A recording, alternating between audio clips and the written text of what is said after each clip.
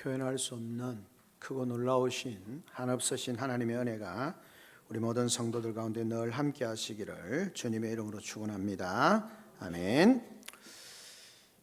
여러분, 문득 길을 걸어가다가 내 옆에 있는 사람을 본 적이 있으십니까? 같이 걸어가는 사람을 경험하거나 발견해 본 적이 있으십니까? 아니면 홀로 그 인생길을 또 삶의 길을 걸어가고 있지는 않습니까? 인간은 혼자 사는 존재로 창조되지 않았습니다. 항상 누군가와 동행하는 존재로 지음을 받았습니다. 근원적으로는 우리는 하나님과 동행하는 삶을 살지만 하나님께서 우리 인생 가운데 홀로 사는 삶이 아니라 함께 동행하는 삶으로 우리를 세워주셨습니다. 하나님께서 아담을 창조하신 이후에 사람이 독처하는 것, 혼자 사는 것이 좋지 않았다라고 그렇게 말씀하신 것을 보면 하나님 인생을 혼자 살도록 만든 것은 아니다라고 하는 것을 알게 되어집니다. 하나님은 아담을 만드시고 혼자 있는 것이 좋지 않아 보이셔서 하와를 돕는 배필로 하와를 세워주셨고 아름다운 동행을 이 부부가 시작하게 되었습니다. 하나님은 서로 돕고 살아가는 아담과 하와의 모습을 보시면서 매우 기뻐하셨다. 보시기에 좋았더라 라고 그렇게 말씀을 합니다. 그렇습니다. 인간은 서로 돕고 동행하며 살아가는 것, 그것은 하나님께서 제정하신 창조 질서의 기본이라고 말할 수 있겠습니다. 이 창조 질서의 기본이 파괴되면 곧 모든 인생은 불행한 삶으로 나아가게 되어지고 불행을 초래하게 됩니다. 사실 이러한 하나님의 창조 질서에 가장 충실해야 할 사람들은 바로 이 창조 질서를 믿고 고백하는 하나님의 사람들, 예수 그리스도를 믿는 사람들이라 할 수 있습니다.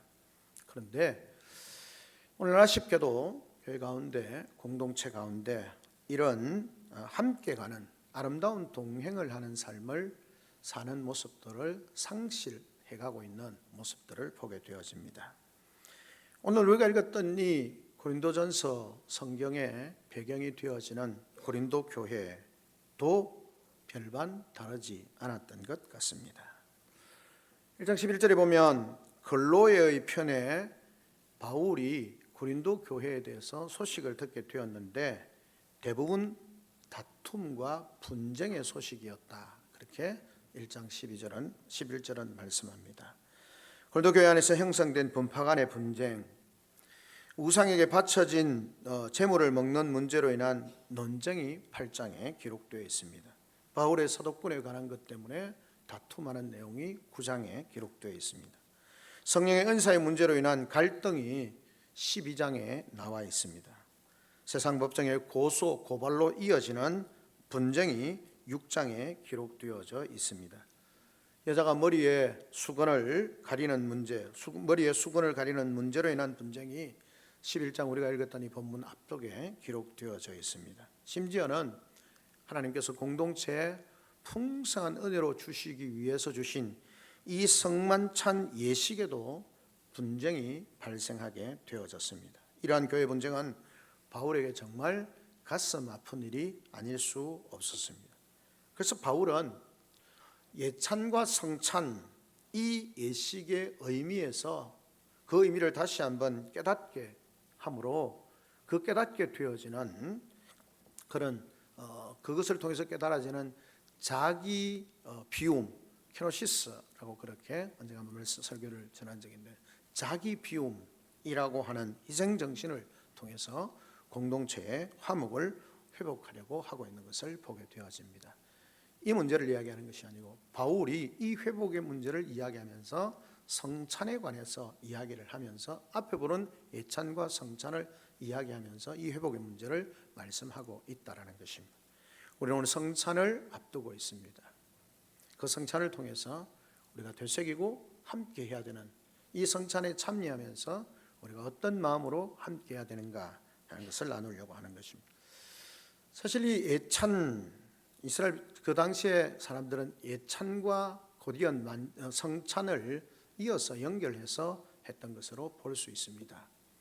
그렇게 보면 이 예찬은 이웃에 대한 배려와 희생을 통해서 공동체의 화목과 사랑을 회복하는 만찬이라고 말할 수 있습니다. 먼저 예찬에 관해서 이야기를 하는 것이죠. 초대교회는 예찬을 나눈 이후에 만찬을, 성찬을 계속해서 성찬회식을 했던 것으로 볼 수 있습니다. 바울은 먼저 예찬에서 발생하는 고린도교의 분쟁과 이 편당의 불씨가 되어지는 그 예찬을 말씀을 통해서 교훈하고 있는 것입니다. 왜냐하면 이 예찬을 이야기할 때에 공동체 안에는 고린도교회 안에서도 부유한 자들도 있고 가난한 자들도 있고 자유로운 자들도 있고 마치 노예처럼 어떤 일에 얽매여서 살아가는 사람들이 있었던 것으로 볼 수 있습니다. 그런데 이 부유한 자들이 가난한 자들의 형편을 돌아보지 않았습니다.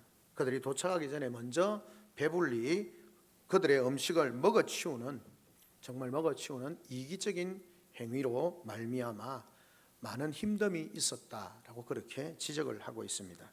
그래서 성경에 나오는 것처럼 너희가 먹을 때 각각 자기의 만찬을 먼저 갖다 먹음으로 어떤 사람은 시장하고 어떤 사람은 취함이라. 너희가 먹고 마실 집이 없느냐? 너희가 하나님의 교회를 업신여기고 빈궁한 자들을 부끄럽게 하느냐? 교회의 예찬이라는 것을 왜 하느냐라고 그렇게 질문을 하면서 그들에게 책망하는 것입니다.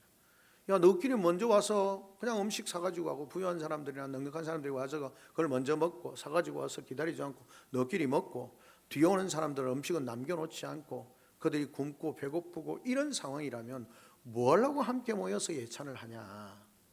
먹고 마실 집이 없어서 그러냐? 그렇게 책망을 하고 있는 그런 모습을 봅니다. 그 속에 공동체로 함께 모이지만 지극히 이기적인 자기 행위, 내가 사왔으니까 내 음식이니까 굳이 기다릴 필요 없나? 내가 먼저 먹으면 되지. 나중에 오는 사람들은 알아서 하겠지 라고 하는 지극히 이기적인 그런 모습들이 그 공동체. 그래서 뭐라고 말합니까? 교회를 업신여긴, 교회가 함께 성찬을 하는, 예찬을 하는 이유가 뭐냐? 공동체로서 함께 하는 것인데 너끼리 먹고 마시고 너거는 배부르고 배 두드리고 있고 같이 온 형제들은 배고프고 줄이고 공동체를 도대체 뭘로 생각하느냐? 예수님의 공동체를 뭐라고 말했습니까? 그렇게 말하는 것입니다. 너희는 이 공동체에 대해서 업신여기는 것이다. 업신여기는 거예요. 좀 심하다 싶어요. 음식 문제 먹은 가지고 너희는 공동체를 업신여기는 것이다. 그렇게 표현을 하는 것입니다. 그리고 가난한 사람들에 대하여서 빈궁한 자들을 부끄럽게 수치스럽게 만드는 것이다 라고 그렇게 말하는 것입니다. 야, 내가 이 문제를 가지고 너에게 무슨 말하겠냐? 칭찬하겠느냐? 도무지 칭찬할 수 없다라는 것입니다. 고린도 교회, 그리스도의 은혜로 평화롭게 세워진 이 공동체, 고린도 교회의 평화와 성도의 아름다운 교제와 동행을 해치는 행위가 뭐냐면 바로 이기적인 행위, 이기적인 발상과 그 이기적인 발상으로 말미암는 행위, 그것이 공동체 평화와 하나님의 은혜를 무산시키는 것이다 라고 그렇게 말하는 것입니다. 자기중심적 삶 속에서 남을 위한 배려와 희생이 결여되어져 있는 그 모습은 주님의 거룩한 공동체, 화평과 축복의 공동체를 무너뜨리는 것이다 라고 그렇게 말씀하고 있는 것입니다. 남을 위한 배려와 희생이 없으면 화목이 없고 이기심과 다툼만 있을 뿐이다 라고 그렇게 말하는 것이죠.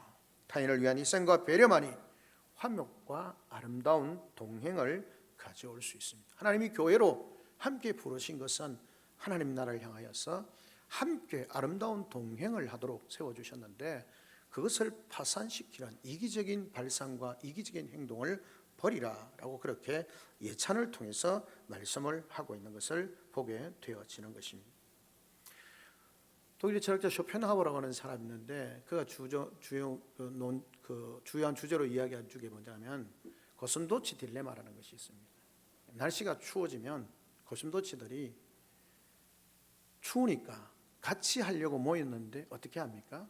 가시가 있어서 서로 찌르는 겁니다. 그러니까 너무 고통스럽죠. 그러니까 그 고통을 줄이기 위해서 거리를 좀 두면 추운 겁니다. 딜레마죠. 함께 할 수도 없고 거리를 둘 수도 없고 이런 딜레마에 대해서 그래서 철학적으로 이 적정한 거리를 두면서 서로를 배려하는 모습들이 필요하다 그런 내용으로 이야기를 하는 것인데요. 거기에 중에 이야기가 하나 있습니다. 이게 실제적인 그가 보았다 그렇게 표현하지만 실제적으로 제가 이렇게 고슴도치의 생태 이렇게 보니까 그렇지는 않은데요. 이런 이야기입니다. 어느 날 자기 집 앞에 뜰 앞에 고슴도치 2마리가 나왔는데 서로 만나서 너무 좋아서 서로에 대한 사랑을 확인하는 그런 시간을 가지는 것입니다. 그런데 몸에 가시가 있으니까 서로에게 상처를 주는 겁니다. 전혀 짝을 지을 수 없어서 안절부절하다가 실패하고 말았다는 거죠. 근데 며칠 뒤에 며칠이 지나서 고슴도치가 정원에 다시 나타났는데 그들의 모습이 달라져 있었다는 겁니다. 그들의 몸에 돋아난 가시를 없애버리고 나타난 것이었다라고 말하는 것입니다. 그리고는 짝을 지었고 얼마 후에 새로운 고슴도치가 태어났다 이런 이야기입니다. 고슴도치는 자기 몸에 있는 가시를 뽑기도 하고 갈아서 그 상대방에게 상처를 주지 않고 함께 할 수 있도록 그렇게 해서 아름다운 교제를 아름다운 동행을 나누었다라고 하는 것입니다. 그리스도의 몸과 몸된 교회의 화목과 아름다운 동행은 자신을 비우고 이웃의 고통을 함께 나누는 배려와 사랑이 있을 때에 가능하다라는 것입니다. 예찬의 앞부분에 성찬의 앞부분에 있어서 예찬에 대해서 먼저 이 시시비비가 생겼을 때 바울은 이 부분에 대해서 사랑과 배려에 대해서 말씀을 나눕니다. 그래야 화목할 수 있고 화평할 수 있다라고 그렇게 말하는 것입니다. 그리고 바울은 한 걸음 더 나아가서 뭘 합니까? 성만찬에 대해서 이야기를 합니다. 예찬에 대해서 이야기를 하다가 이제는 더 근본적으로 성찬으로 나아가는 것입니다. 성만찬은 주님의 십자가의 희생과 은혜를 통해서 교회 공동체가 회복되는 예식이다라고 하는 것입니다. 앞에 예찬은 말씀드린 것처럼 이웃에 대한 배려와 희생을 통하여서 공동체의 화목과 사랑을 그렇게 회복해 가는 것이라면 성만찬이라고 하는 것은 주님의 십자가의 희생과 그 은혜를 통해서 공동체가 회복되어지는 예식이다라고 하는 것입니다. 바울은 고린도 교회의 화목을 회복하려는 바울의 의도는 한 걸음 나아가서 성찬을 통해 성만찬에 대한 설명을 통해서 더 분명하게 나타나게 되는 것입니다. 바울은 말합니다. 성만찬은 사람이 만든 것이 아니라는 겁니다. 주님이 제정하신 것이라고 바울은 이야기합니다. 그래서 주께 받은 것이다 라고 23절에 말씀을 합니다. 성만찬은 사람이 만든 제도가 아니라는 것이죠. 맞습니다. 성만찬은 죄인들이 하나님과의 화목한 관계를 회복하게 하기 위해서 예수 그리스도께서 자신의 몸과 피를 바쳐서 제정한 사건이라는 겁니다. 즉 주님의 희생이 없었다면 우리는 결코 하나님과 화목을 이룰 수 없었다라고 하는 것입니다. 온 인류가 하나님과 화목한 관계를 회복하고 동행할 수 있게 된 것은 인류의 모든 인류를 위한 속죄의 대속제물이 되신 예수 그리스도 그분이 십자가에서 못 박혀 죽으심으로 말미암아 희생하심으로 말미암아 이것이 가능하게 되어졌다라고 하는 것입니다. 그러니까 성만찬을 지금 회복이라는 관점에 있어서 중요하게 생각하는 것이 뭐냐면 아름다운 동행과 지속적인 삶을 위해서 주님의 희생에 대해서 말씀을 하고 있는 것입니다. 즉 그것을 기념하기 위해서 제정하신 것이다. 그것이 바로 성만찬이다라고 하는 것입니다. 이 사실을 잘 알고 있는 바울은 이 성만찬에서 주님의 희생 정신과 의미를 상기시키고 그렇게 하신 주님이 십자가에 죽으신 것이 이유가 뭐냐? 하나님과 화목하는 것, 사람과 사람이 화목하고 화해하는 것, 평화하는 것을 위해서 주셨다라고 하는 것입니다.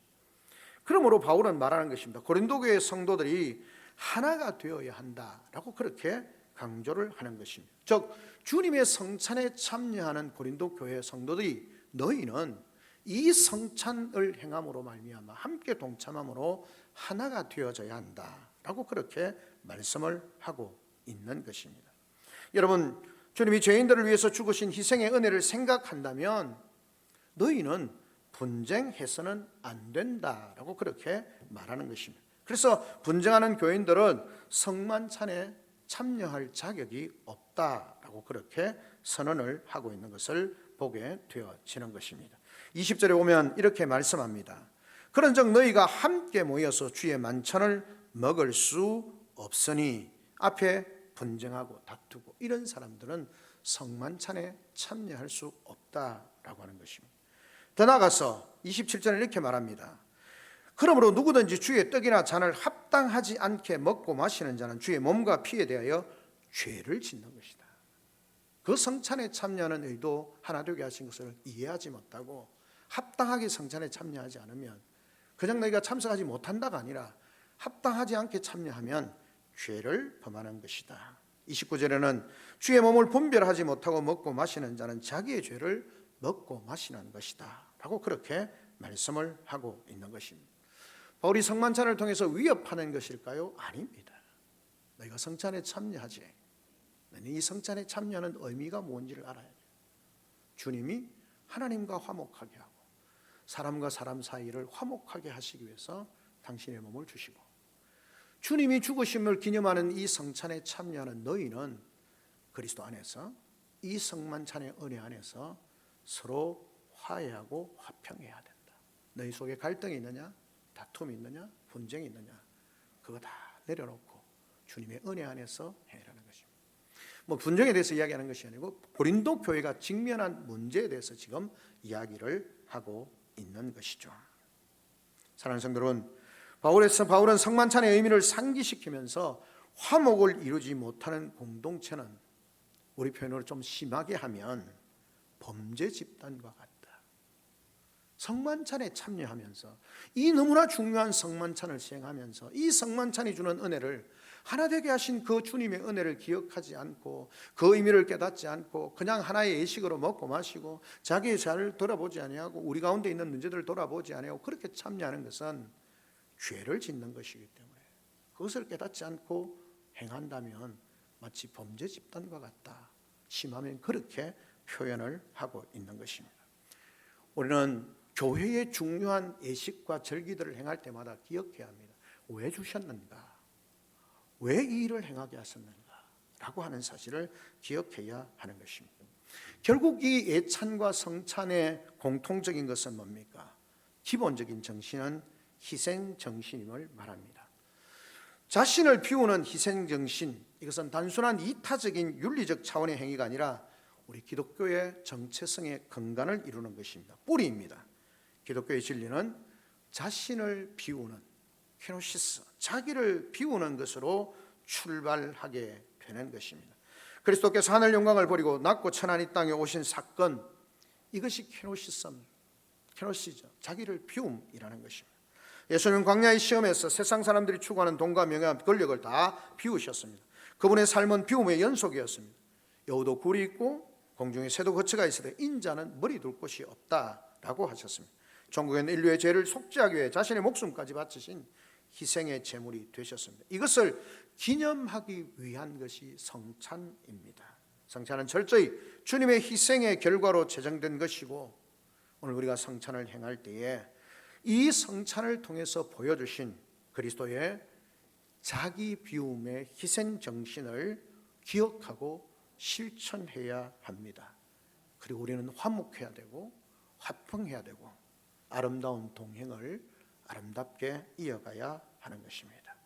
오늘 성찬을 행하면서 우리 모든 성도들이 이런 주님이 바울이 예찬과 성찬을 통하여 교회에 요구하는 고린도 교회의 어려운 문제들 앞에서 이 성찬을 행하면서 너희가 성찬을 행하는 자들로, 주님의 이름으로 교회로 세우심을 받은 너희가, 성찬을 행하는 너희가 이 성찬의 의미와 가치와 축복을 누릴 수 있도록 너희를 돌아보고 성찬에 참여하는 자가 되라 라고 그렇게 말씀합니다. 오늘 성찬에 참여하는 우리 모든 성도들의 삶이 이 성찬이 주는 은혜를 함께 누리는 복된 시간 되어지기를 주님의 이름으로 축원합니다. 아멘. 우리 시간 다 같이 찬송가 228장 함께 부르시면서 성찬의 자리로 나아가겠습니다.